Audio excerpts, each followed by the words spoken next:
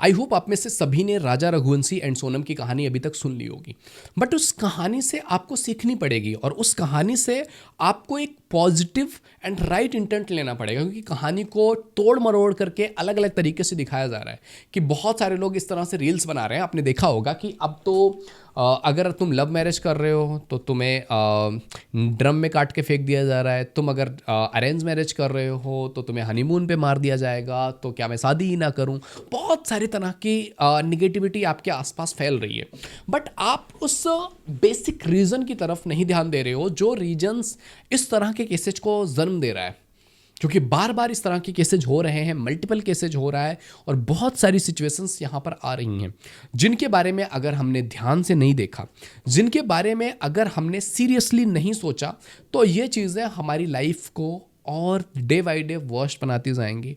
Day by day ऐसे cases बढ़ते ही रहेंगे, क्योंकि आपको ये चीज़ समझनी पड़ेगी ना कि हम इस बारे में बात करें इससे पहले अगर आपने मुझे इंस्टा पे फॉलो नहीं किया, आईडी दिख रही है, आप इस पे फॉलो कर लो। मैं लाइव आता हूँ तो आपके लिए हेल्पफुल हो जाएगा। अगर आपको पर्सनली मेरे से 1-1 बात करनी है, 1-to-1 आप कॉल बुक करना चाहते हैं, this is the WhatsApp number जिस पर मैसेज करके आप अपना स्लॉट बुक कर सकते हैं। मैं एक मैरिज एंड रिलेशनशिप काउंसलर हूँ, तो मैं आपके रिश्तों में आने वाली किसी भी तरह की प्रॉब्लम्स या आपकी लाइफ में आने वाले कुछ हर्डल्स, उसमें मैं आपकी हेल्प कर सकता हूँ, तो वो आपके लिए बेनिफिशियल होगा। क्योंकि ये सारी चीज़ें जब मैं एज ए रिलेशनशिप कोच देखता हूँ ना कि ये चीज़ें क्यों हुई, तो मैं केवल उस चीज़ के निगेटिव पॉइंट को नहीं देख रहा हूँ, मैं देख रहा हूँ कि ये हुआ क्यों। अगर आप थोड़ा सा एनालिसिस करोगे कि राजा रघुवंशी जो था उसके मर्डर में कौन कौन थे, ये खुद शामिल थी सोनम एंड इसका एक जो दूसरा प्रेमी है, इन दोनों ने मिल करके उसके मर्डर की प्लानिंग बनाई और उसको मर्डर कर दिया ऑन हनीमून। मई में शादी अप्रैल या मई में शादी हुई और with in few month days उनका ये सिचुएशन क्रिएट हो गया। एंड आफ्टर दैट कुछ टाइम तक तो गायब थे, फिर डेड बॉडी मिलती है राजा की, फिर उसके बाद सोनम पकड़ी जाती है अभी 8 जून को। तो ये सारी चीज़ें सिचुएशंस आती है आपके सामने और आप अलग अलग तरह से थिंकिंग रख लेते हो, बट इसमें जो बेसिक चीज़ है ना वो समझने की कोशिश करो कि अभी राइट नाउ सिचुएशंस बदल रहे हैं, सोसाइटी बदल रही है। हम सभी, आप अभी अपनी एज में जिस एज में हो ना, आप देखो आप में से कौन से ऐसे लोग हैं जो सिंगल है। हर बंदा रिलेशनशिप में है, हर कोई चाहता है कि जिसको हमने पसंद किया है ना उस इंसान से हमारी शादी हो जाए। बट अभी भी आपको क्या लगता है कितने % लव मैरिजेस हो रहे हैं? नहीं, 90% केसेस में ऐसी चीज़ें हो रही हैं कि फोर्सफुली बच्चों की शादियां कराई जा रही हैं। पेरेंट्स अपने ईगो, अपनी सोसाइटल सो कॉल्ड फालतू की रिस्पेक्ट, उन चीज़ों को लेकर के इतना ज़्यादा सोचते हैं कि वो अपने बच्चों के साथ और ख़ास करके फीमेल्स के साथ फोर्सफुली उनकी शादी किसी और के साथ करवा दी जा रही है। हमको ये सोचना पड़ेगा एज ए सोसाइटी कि हम कर क्या रहे हैं, कि हम इस सिचुएशन में जहाँ जितनी सोनम की गलती है उतना उनके पेरेंट्स की भी गलती है कि उन्होंने किसी और के साथ उसके अफेयर या रिलेशन चल रहा था, उसके बावजूद उससे ना करा के शादी किसी और इंसान से करवाई गई। उसके घर में वो लड़की आती है, थोड़ा अच्छा माहौल क्रिएट होता है और थोड़े टाइम के बाद किसी और का लड़का, उसकी क्या गलती थी? कोई गलती नहीं थी ना, बस गलती इतनी सी कि उसने शादी कर ली अरेंज मैरिज एक ऐसे इंसान से जो इंसान किसी और को प्यार करती थी। उसने शादी कर ली और उसने इतना बड़ा स्टेप उठाने के बारे में सोच लिया। तो अगर उसके माँ बाप ने उसकी शादी उससे ना करवाई होती तो शायद आज राजा जिंदा होता। बट क्योंकि वो चीज़ हुई और उसको इतनी समझ नहीं, इतनी मैच्योरिटी नहीं और इमोशंस में आकर के उसने अपने जो लवर है उस लवर के कहने पे, उकसाने पे उन्होंने इतनी बड़ी चीज़ को अंजाम दे दिया। तो बहुत सारे लोग अलग अलग तरह से चीज़ें बोलेंगे, बट ये बड़ी समस्या है, एक बड़ी प्रॉब्लम है जो हमारी सोसाइटी में उभर के आ रही है कि पेरेंट्स अभी भी इस चीज़ को एक्सेप्ट करने को रेडी नहीं है कि ठीक है यार, जिंदगी तुमने जीनी है, जिंदगी तुम्हें जीनी है, आगे लाइफ तुम्हें जीनी है एक दूसरे के साथ, तो तुम चूज करो अपने लिए क्या है। कुछ सही गलत है तो हम उन्हें बता देंगे, थोड़ा सा उन्हें पुश करेंगे कि यहाँ पे एफर्ट लगाओ, अपनी ज़िंदगी बनाओ, कैरियर बनाओ, बेहतर करो। लेकिन हम ऐसा नहीं होगा कि फोर्सफुली कर देंगे। एटलीस्ट पूछे तो, एटलीस्ट बात तो करें कि क्या यार, जिस इंसान को हमने तुम्हारे लिए चूज किया है, क्या तुम्हें वो इंसान पसंद है? क्या वो तुम्हारे लिए बेटर है?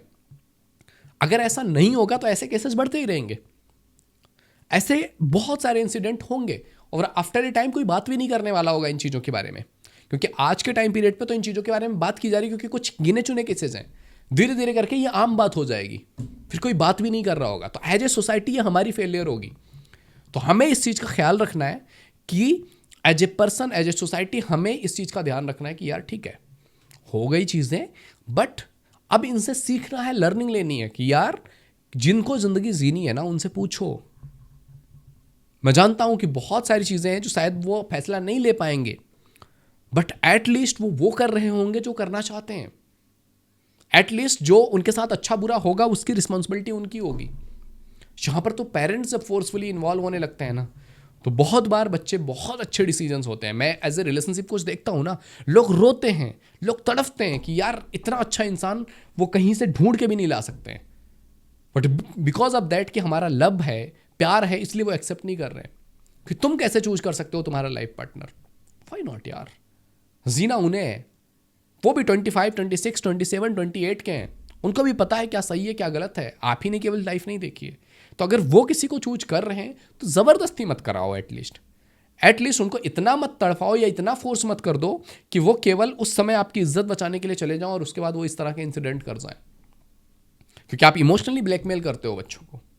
तो ये बड़ी रिस्पॉन्सिबिलिटी है एज ए पर्सन। अगर आप देख रहे हो तो आप अपनी आने वाली जनरेशन के साथ ये चीज़ नहीं करना है कि डिसीजंस आप उनके डिसीजंस पर अपना फोर्सफुल डिसीजन डाल करके किसी और की जिंदगी के साथ खिलवाड़ कर रहे हो। किसी इंसान का हंसता खेलता परिवार उजड़ गया, उसके भी माँ बाप थे, उसके भी भाई बहन थे, उनके लिए तो उनकी वो दुनिया था ना, जो तुम्हारे ईगो के चक्कर में उसकी दुनिया उजड़ गई। तो ये चीज नहीं करना है।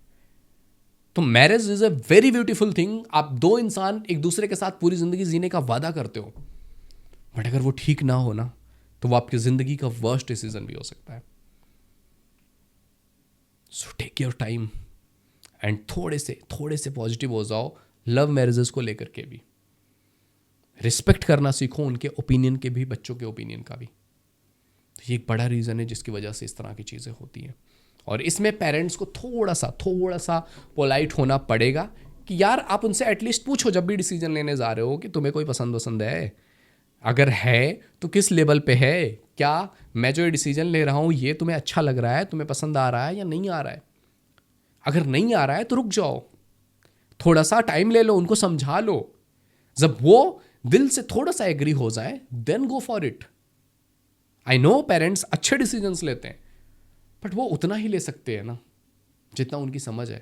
जितना तुम्हारी समझ है तुम उतना ही ले सकते हो ना। तो ये बहुत ज़रूरी है ये स्टेप उठाना।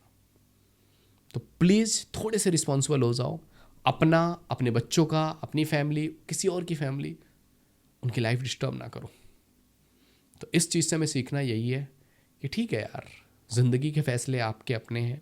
तो पेरेंट्स को भी समझना पड़ेगा कि बच्चों के फैसलों में बच्चों का थोड़ा सा साथ दें। फोर्सफुल मैरिज का टाइम गया। आजकल बच्चे तुम्हें खुद नहीं समझते हैं, कोई भी डिसीजन तुम्हारा कुछ मानते नहीं है। तो उनकी ज़िंदगी का इतना बड़ा डिसीजन में क्यों लेने जा रहे हो। तुम दोस्तों के साथ उनको उठने बैठने से मना कर दो, वो नहीं मानेंगे। उनको कुछ फैशन करने से मना कर दो, वो नहीं मानेंगे। तुम ज़िंदगी का इतना बड़ा फैसला ले रहे हो उनके लिए, कैसे मान जाए वो। तो इस तरह की चीज़ें अगर होती रहीं तो ऐसे कैसे जाते रहेंगे।